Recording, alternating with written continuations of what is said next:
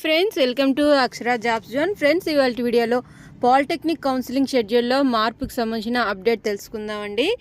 ఓట్ల లెక్కింపు 144 సెక్షన్ అమలు కారణంగా పాలిసెట్ కౌన్సిలింగ్లో మార్పులు చేసినట్లు సాంకేతిక విద్యాశాఖ కమిషనర్ తెలపడం జరిగింది.